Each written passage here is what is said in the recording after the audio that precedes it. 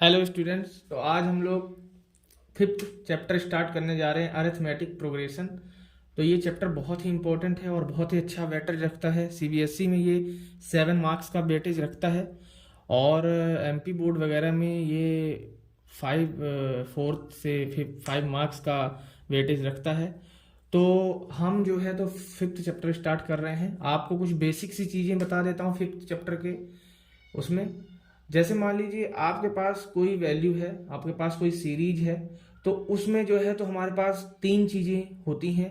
पहली चीज़ जो होती है हमारी फर्स्ट टर्म होती है, दूसरी चीज़ होती है जो हमारे पास क्या होती है, डिफरेंस होता है, और तीसरी चीज़ होती है लास्ट टर्म।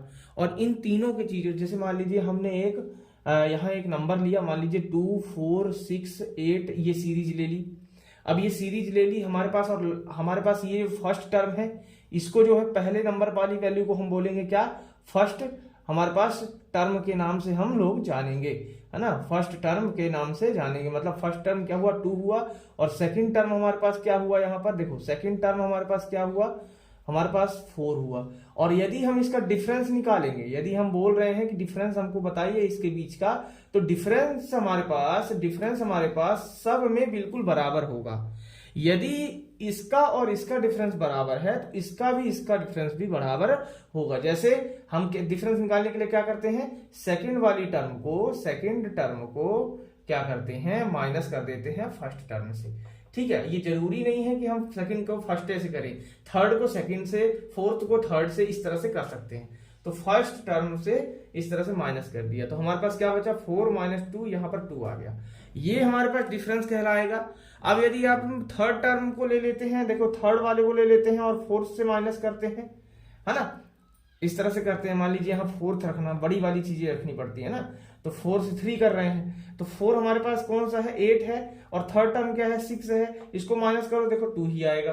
तो मतलब कहने का मतलब ये है कि हमारा जो एपी में अरिथमेटिक प्रोग्रेशन में जो डिफरेंस होता है इसका, वो हमारे पास बिल्कुल सेम होगा। और डिफरेंस को हम क्या करेंगे, दूसरे वाले से पहले को माइनस करेंगे, तीसरे वाले को दूसरे से माइनस करेंगे, चौथे वाले को तीसरे से माइनस करेंगे।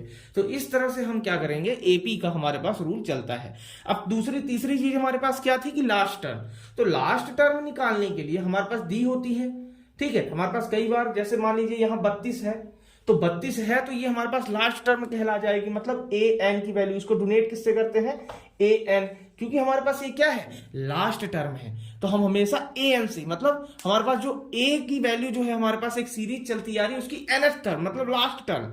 तो इस तरह से जो है हम एपी की शुरुआत करते हैं। तो आपको ये कुछ चीजें, बेसिक चीजें थी जो हमने बताई।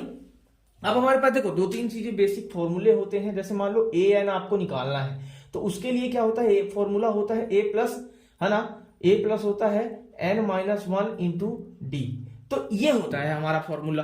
तो इस फॉर्मूले की मदद से हम लोग क्या निकाल सकते हैं, देखो ए एन हमारे पास नहीं गिवन है, ए एन नहीं गिवन है तो हम ए एन निकाल सकते हैं। हमारा मान लो ए नहीं है तो ए निकाल सकते हैं। हमारे पास एन गिवन नहीं है तो एन निकाल सकते हैं, और डी हमारे पास नहीं है गिवन तो हम डी निकाल सकते हैं। ठीक है, तो हमारे पास ये सारी चीजें, मान लीजिए आपको ए की वैल्यू हमारे पास 2 दे दी, और एन की वैल्यू हमारे पास 5 दे दी, और डी की वैल्यू हमारे पास 3 दे दी। अब आपको ए एन की वैल्यू चाहिए, तो आप इसमें पुट करके आप ए एन की, मतलब लास्ट टर्म की वैल्यू निकाल सकते हैं बड़ी आसानी से। तो हमारे पास ये बेसिक सी चीजें थी कुछ, जिससे आपको जानना बहुत जरूरी है। फर्स्ट टर्म क्या होती है, सेकंड टर्म क्या होती है, लास्ट टर्म क्या होती है, डिफरेंस किसको कहते हैं, है ना। तो इस तरह से ये हमारी सारी चीजें थी जिसमें हमने इंट्रोडक्शन पार्ट हमने किया। अब हम करते हैं 5.1 का फर्स्ट क्वेश्चन। ये भी हमारा एक बहुत ही आपको समझाने के लिए बहुत ही अच्छा हमारे पास 5.1 चैप्टर है, हमारे पास एक्सरसाइज है। ठीक है, जैसे इसमें दिया हुआ है, इन विच, हमारे पास क्वेश्चन में दिया है, मैं पढ़ रहा हूं, in which of the following situation does the list of the number involve make an arithmetic progression and why, है ना। तो हमारे पास ये दिया हुआ है। तो फर्स्ट हमारे पास क्वेश्चन दिया है, the taxi fare after each kilometer when the fare is 15 rupees। तो मतलब वो क्या करता है, फेयर चार्ज, मान लीजिए आपको रीवा से एक सतना जाना है, तो हमारे पास 15 रुपए लग रहे हैं, और वो यदि बोला कि यदि आप एडिशनल चलेंगे तो एडिशनल मान लीजिए 1 किलोमीटर और आगे हम जा रहे हैं तो इसका मतलब हमको 8 रुपए और एक्स्ट्रा देना पड़ेगा, उसमें प्लस करना पड़ेगा। तो हमारे पास देखो फर्स्ट टर्म तो हमारे पास निकल के आ गई, मतलब पहली वैल्यू हमारे पास निकल के आ गई कि हम पहली वैल्यू क्या देंगे भाई, हम लोग क्या देंगे, फर्स्ट पहला नंबर पर किराया हमारे पास क्या होगा, देखो आपको स्क्रीन में दिख रहा होगा क्वेश्चन कि जो हमारे पास फेयर हमारे पास वो है टैक्सी का किराया है, तो वो हमारे पास मान लो 15 रुपीज है। ठीक है, अब 15 रुपीज तो ये हमारे पास फेयर किराया था, मतलब एक डिस्टेंस से दूसरी डिस्टेंस। अब अगला वाला यदि हम एडिशनल चलते हैं, यदि हम क्या चलते हैं, एडिशनल चलते हैं, तो एडिशनल चलते हैं तो 15 प्लस 8 हमको करना ही पड़ेगा, जो कि हमारा 23 आ जाएगा। और यदि हम एक और चल रहे हैं, एक बार और चल रहे हैं, तो हमको 23 में प्लस 8 करना पड़ेगा, तो ये क्या हो जाएगा हमारा 31 हो जाएगा, है ना। और 31 के बाद भी हम यदि चल रहे हैं, यदि हम 31 रुपीज दे चुके हैं और 31 के बाद भी 1 किलोमीटर और चल दिया हमने मान लीजिए, तो हमारा फिर 8 प्लस हो जाएगा, तो ये 39 हो जाएगा। तो इस तरह से आप देख पा रहे हैं कि हमारे पास 15 से 23 हुआ, 23 से 31 हुआ और 39 हुआ। तो ये एक एपी का फॉर्म निकल के आ जाता है। कैसे? 15, 23 और ये 31, 39 आ रहा है कि नहीं आ रहा है? कैसे आ रहा है देखो, ए हमारे पास क्या निकल के आ जाएगा, जो फर्स्ट टर्म है 15, और डी हमारे पास डिफरेंस क्या निकल के आ जाएगा 23 माइनस 15, जिसको क्या आता है 8 आता है। और आप इसको चेक कर सकते हैं दूसरी टर्म को भी साथ भी निकाल के, जैसे मान लीजिए थर्ड टर्म है, ये सेकंड टर्म है, तो आप 31 माइनस 23 निकाल लीजिए, आपके पास 8 ही आएगा। इसका मतलब ये डिफरेंस हमारे पास बिल्कुल सेम है, तो इसका मतलब ये एपी कहने लायक है, हम इसमें एपी बोल सकते हैं कि ये हमारे पास एपी की फॉर्म में है। तो इस तरह से हमारा ये फर्स्ट क्वेश्चन का फर्स्ट पार्ट हमारे पास निकल के आ जाता है कि हमारे पास ये वाली जो है हमारे पास टर्म बन जाती है, जो कि हमारे पास एपी का काम कर रही है। तो इस तरह से हमारा ये फर्स्ट वाला कंप्लीट हुआ। अब हम क्या करते हैं, सेकंड वाला ये पार्ट हमको करते हैं। तो सेकंड वाले पार्ट में हमको क्या दिया है, the amount of air present in a cylinder when a vacuum pump remove 1/4 of the air remaining in the cylinder at a time। मतलब एक समय में, जैसे मान लीजिए उसमें जो है हवा हमारे पास, उसमें वॉल्यूम, जैसे सेकंड वाला है उसमें हमारे पास जो वॉल्यूम है, हमारे पास वॉल्यूम है वो हमारे पास मान लीजिए V है। अब उसमें जैसे ही वो मतलब सिलेंडर है उसमें जो है 1/4 पार्ट जो है माइनस करता है, तो मान लीजिए हमारे पास 1 रहा होगा, अब 1/3 पार्ट हमने माइनस कर दिया, तो क्या बच गया हमारे पास 2/3 वाला पार्ट बच गया। तो ये हमारे पास V हुआ और 2/3 वाला पार्ट बच गया। अब उसमें ये 2/3 पार्ट जो है बचता ही जाता है। तो देखो 2/3 का ये स्क्वायर हो जाएगा, 2/3 का ये क्यूब हो जाएगा। तो इससे पता चलता है कि भाई देखो स्क्वायर का काम कर रहा है ये, है ना, ये हमारे पास 3 आ गया, तो मतलब इनका डिफरेंस जो है तो सेम नहीं होगा। डिफरेंस सेम ना होने के कारण क्या हो जाएगा हमारे पास, ये एपी हमारा नहीं कहलाएगा, क्योंकि इसमें अमाउंट ऑफ एयर जो है निकाल रहे हैं, हम उसमें से क्या कर रहे हैं, निकाल रहे हैं। तो जो हमारे पास कम होता जा रहा है अमाउंट ऑफ जो एयर है इसका, तो इस तरह से ये हमारे पास एपी नहीं कहलाएगा।